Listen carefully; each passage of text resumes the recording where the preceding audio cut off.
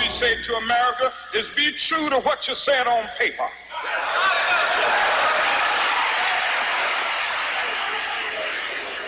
If I lived in China or even Russia or any totalitarian country, maybe I could understand some of these illegal injunctions. Maybe I could understand the denial of certain basic First Amendment privileges because they haven't committed themselves to that over there. But somewhere I read of the freedom of assembly. Somewhere I read of the freedom of speech. Somewhere I read of the freedom of press. Somewhere I read that the greatness of America is the right to protest far right. Despite constitutional guarantees, American civil rights and liberties are constantly in danger of violation, whether by individuals, corporations, or government institutions. Regardless of whether personal prejudices or national security concerns lie at the root of these violations, challenging them and holding wrongdoers accountable is imperative for the sake of the constitutional integrity and the preservation of the American way. Trial lawyers advocate for awareness, the truth, and a person's right to know. They believe that in the absence of the truth, all of us stand helpless to defend ourselves, our families, our health, and our way of life. Oftentimes, we don't think about or worry about or understand what is happening to another until it happens to us. Deceits have no boundaries. Disease doesn't recognize the color of our skin or our political party's affiliation. When it comes to cover-ups and false allegations by agencies of the state and the federal government, there is not a soul amongst us who does not have a cringing fear of their overwhelming, awesome power. It is at these times that we need experienced and dedicated trial lawyers, the warriors in the courtroom, who are willing to battle for us tooth and nail in the halls of justice to protect our cherished way of life. When a person with disabilities, or anyone else for that matter, calls the police seeking assistance, they expect to receive help. Sadly, people with disabilities and their family members or friends do not always receive the help they expect. In fact, they may receive something that is quite the opposite. People who experience forms of developmental or mental disabilities are oftentimes doubly targeted by police violence due to high rates of poverty and homelessness.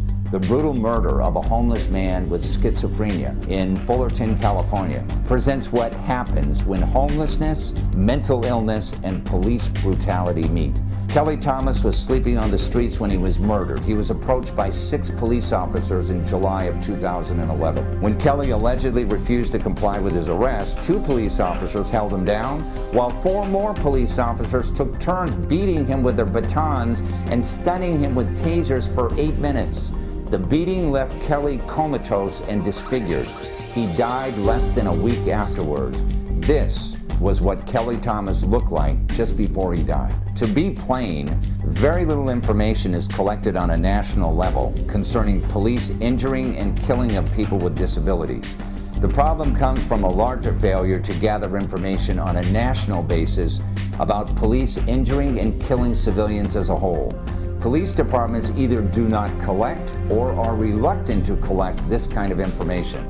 Reports of police injuring and killing civilians are scattered and imprecise. All across this great nation of ours, we see horrific examples of some cops beating and mistreating persons with developmental or mental disabilities because the cops are not properly trained. More training and better awareness of the complexities of interacting with people with disabilities will help decrease and maybe eliminate these unspeakable crimes against societies less fortunate. In Maryland, Ethan Saylor died because police responded with rapid and unnecessary force to his disability. In San Diego, 21-year-old Antonio Martinez, who has Down syndrome, was walking to his parents' bakery around 8 p.m.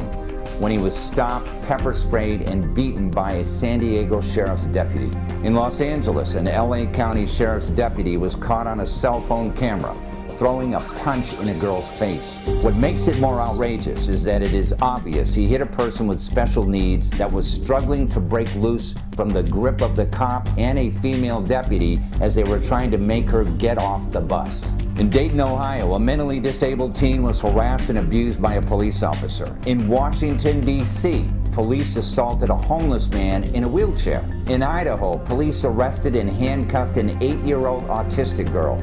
In Hillsborough County, Florida, police were caught by their own surveillance cameras dumping a quadriplegic man from his wheelchair onto the ground. Apparently, they were trying to determine whether or not he actually needed the chair. These are just a few of the hundreds of daily examples improperly trained police officers perpetrate on those less fortunate than us. Americans want to feel safe. Should we continue to accept the argument that cops only occasionally overstep their boundaries and only when handling guilty criminals and never with us? Can we really expect them to investigate and prosecute themselves when faced with allegations of misconduct? Can we believe that they are acting for our own good? Too many innocent people are convicted, too many are wrongfully executed. The cost has become too high for free people to bear. The Department of Justice has reported how deeply embedded police brutality is and why recent political rhetoric promising solutions barely scratches the surface. In this insider-exclusive network TV special, Justice in America, Sidney Gurley's Story, our news team visits with David Robinson at Robinson & Associates on location in Detroit, Michigan, to examine the all-too-often abuse of power in our nation's prisons and the tragic case of Sidney Gurley, who died in prison from not receiving adequate medical care, a violation of his Eighth Amendment rights. In the United States, prison officials are obligated under the Eighth Amendment to provide prisoners with adequate medical care. This principle applies regardless of whether the medical care is provided by governmental employees or by private medical staff under contract with the government. Inmates have a right to health care under the Eighth Amendment against cruel and unusual punishment. It is not a right to the best possible health care, but it is a right to at least that level of health care that a civilized society would think necessary. Tragically, many inmates have long been denied even that minimal level of medical and mental health care, with consequences that have been serious and often fatal. Inmates are forced to wait months or years for medically necessary appointments and examinations, and many receive inadequate medical care in substandard facilities. Serious mentally ill inmates languish in horrific conditions without access to necessary mental health care, raising the acuity of mental illness throughout the system and increasing the risk of inmate suicide. A significant number of inmates have died as a result of the failure to provide constitutionally adequate medical care. This is the Insider Exclusive, live from Detroit, Michigan.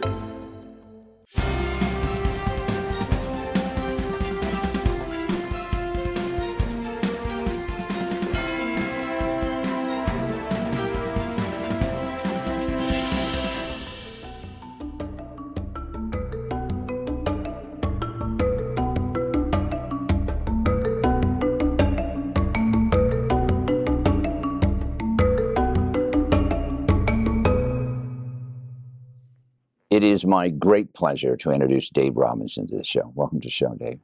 Well, thank you, Steve. You have an unusual background, and that's one of the reasons why I wanted to do this show. You were a police officer on the Detroit Police Department for, 13 years? 13 years, yes.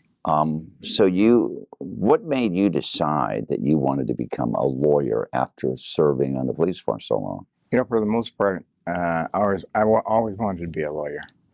And being a police officer, it was a logical nexus, so to speak, to what it is that I ultimately wanted to do. As a police officer, you get the opportunity to know a little bit about the law.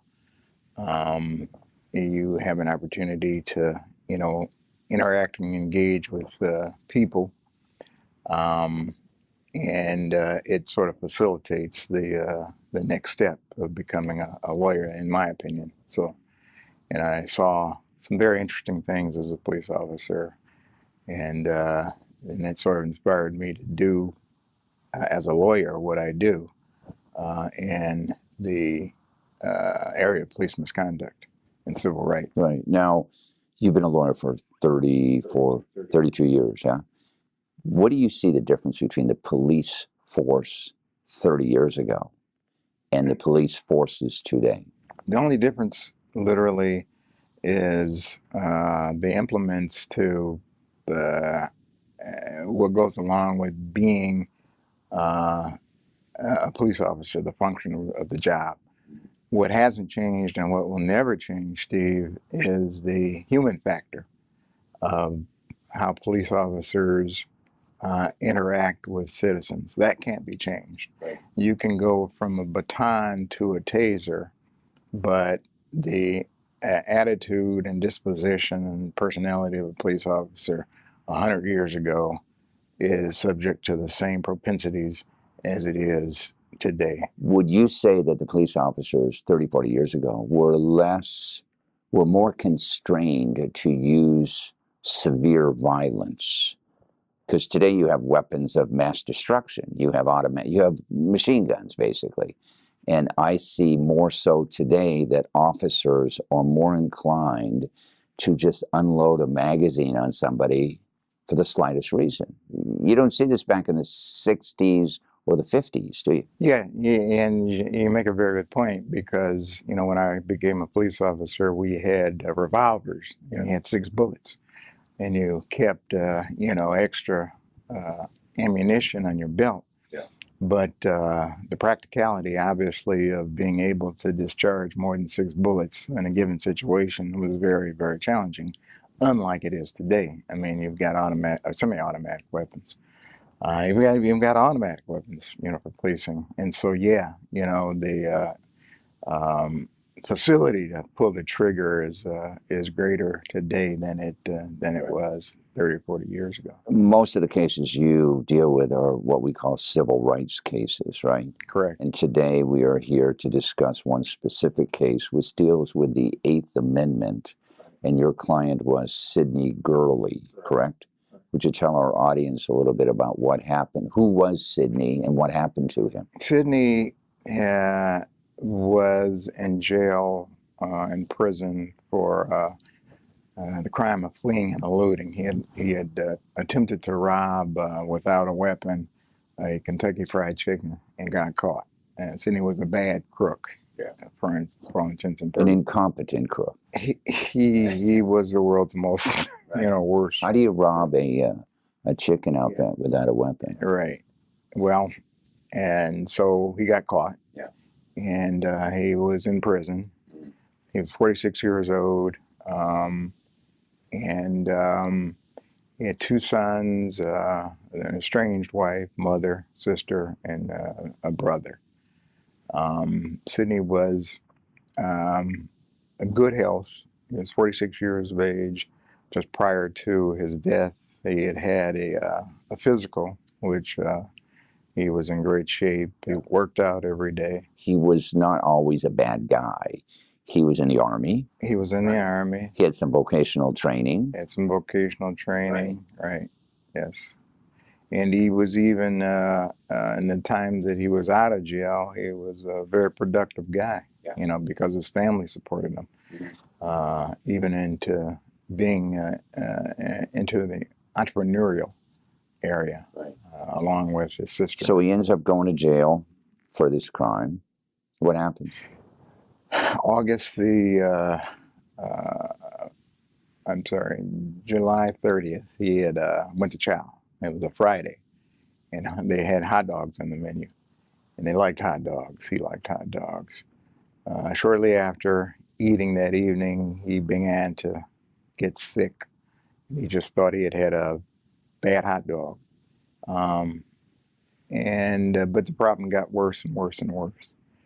And again, this was July the 30th. His problems kept getting worse. He didn't know what was going on.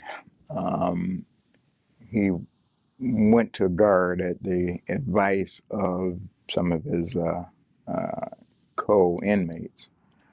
And the guard said that you have to fill out a kite. The kite process is one where an inmate will request medical help. In other words, you can't like walk into a doctor's office. You had to make a written request for it. And the way that works is that the guards, they come pick the kites up, and then they will take them to the nursing or healthcare. Healthcare eventually gets around to assessing the kites and then makes a determination as to whether or not a person is going to get medical treatment, and if so, what kind of medical treatment. So this process can take days. Sidney's condition literally was deteriorating, by the minute. So eventually, a guard who had a heart, Aaron Jones, an African-American guard, saw Sidney's worsening conditions, and despite the fact that it's an attitude in the prison not to get medical help for inmates because it's an inconvenience to the staff, so to speak, Aaron Jones thought differently, and he demanded that Sidney be seen by healthcare. Oh, that was August the 5th. The symptoms, onset was again July the 30th. And what he was suffering from was an appendicitis. When he went to healthcare, he saw a nurse, Fritz, who examined him and only determined that he had a UTI, a urinary tract infection, as opposed to the more serious abdominal issue that was underlying. Sent him back with a prescription for Bactrim, and he suffered all through that night. And then in the morning of August the 6th, he was found dead in his bunk, having suffered from peritonitis. And then what happened after that? Of course, there was an autopsy, and they determined that all of his organs had, were necrotic and gangrenous. That disease process was occurring literally from the date of July the 30th. After Sidney's death, quite literally, Nurse Fritz, who had made this misdiagnosis for the UTI, changed the records. And her original clinical examination, she noted that Sidney had 0 bowel sounds.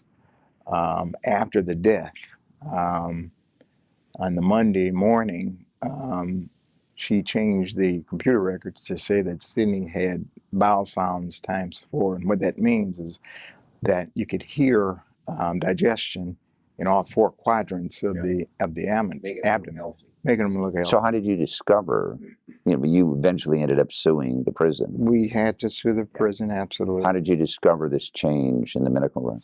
Well, she was kind of stupid, frankly, because she admitted to making the change, but they tried to suggest that they had a computer malfunction. Oh, blame it on the computer. Exactly. But again, this was like destroying evidence is what it was, because it was a crime scene is what it was. And we're going to get more into what happened to this case, but first I want to dwell on a couple of things here. Accountability. You got Nurse Fritz. You have some of these guards that are not helping him when he needs help. What happens to those people?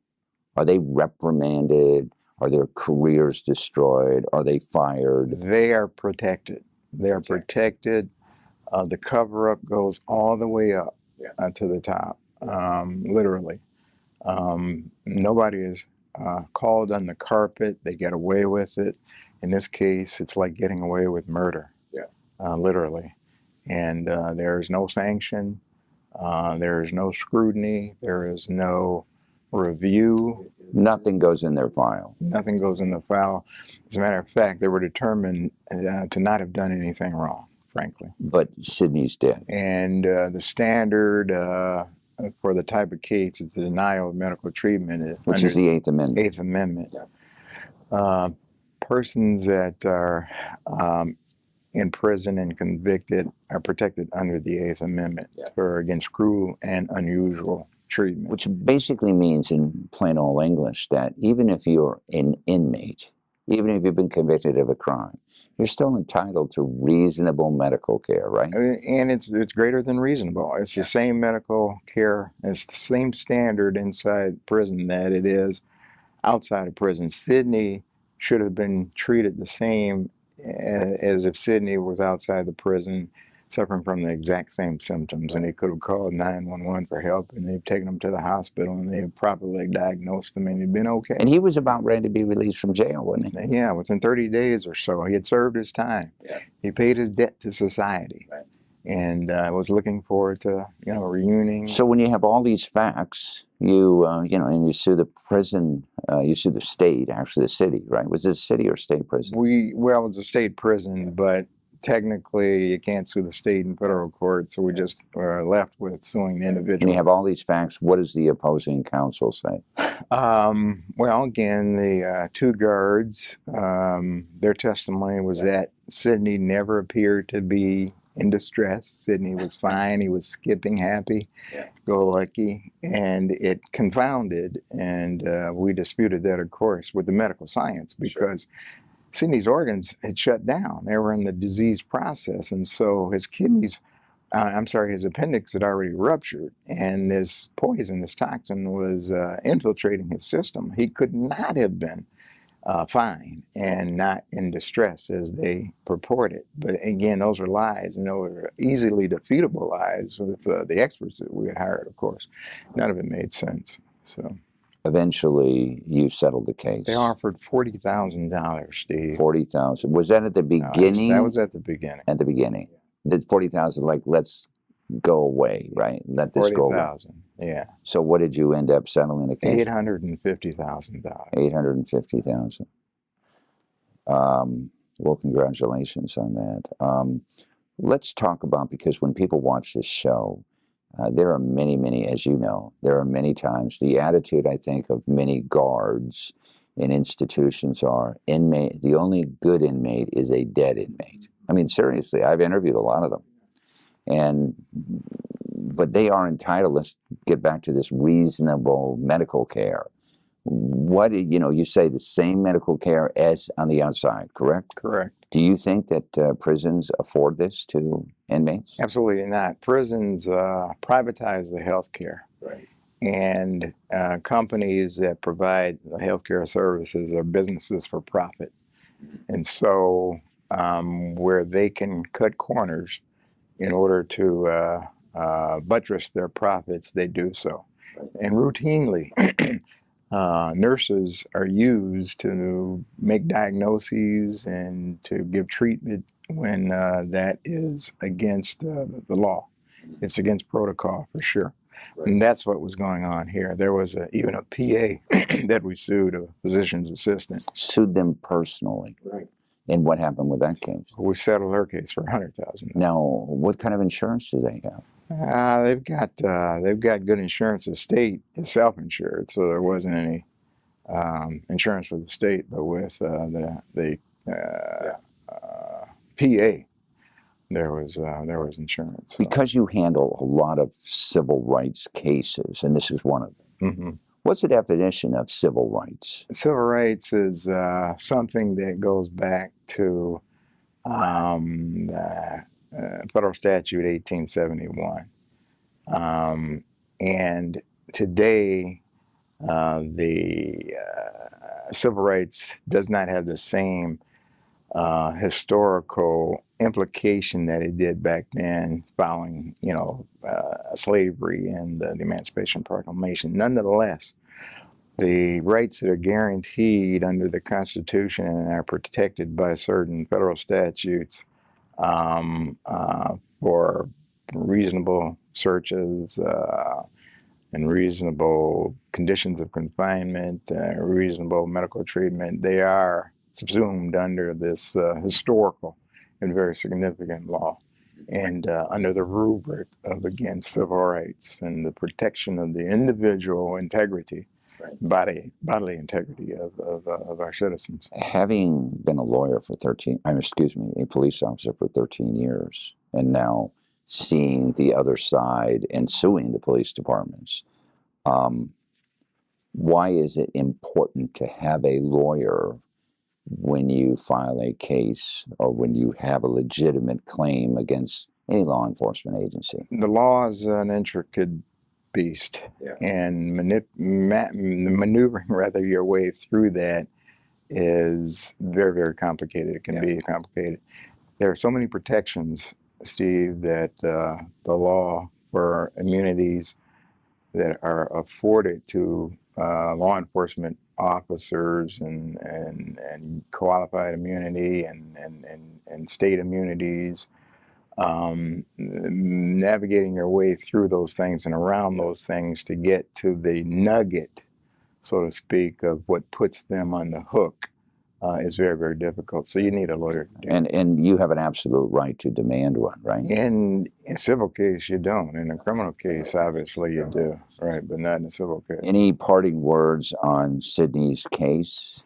Absolutely. One of the components to our resolution, given the egregiousness of what it is that occurred and the obvious failure on the part of the guards that were responsible for his care, who really giving them the benefit of the doubt. Let's just say that they looked at Sidney despite his overt suffering and said, "Hey, you're okay." Well, something was amiss there. Either they aren't human, or they simply haven't been trained to, interpret and to discern certain illnesses. When you look at the written policy, it's very, very generic. If a person needs help, get it, right? So unless it's very obvious, blood oozing out, you need help. Sidney's was just as desperate, but it was inside. Yeah. And so you can get away with saying, yeah, to me, he looked fine. Yeah. And it'd be a lie.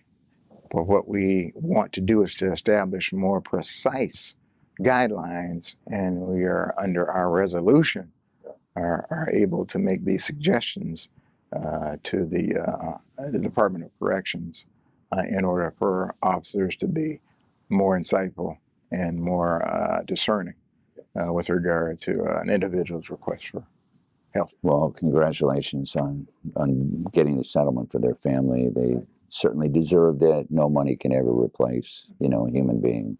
And I want to thank you so much for being on the show. Thank you, Steve. Thanks for joining us. You can get more information about our guest and the issues at insiderexclusive.com.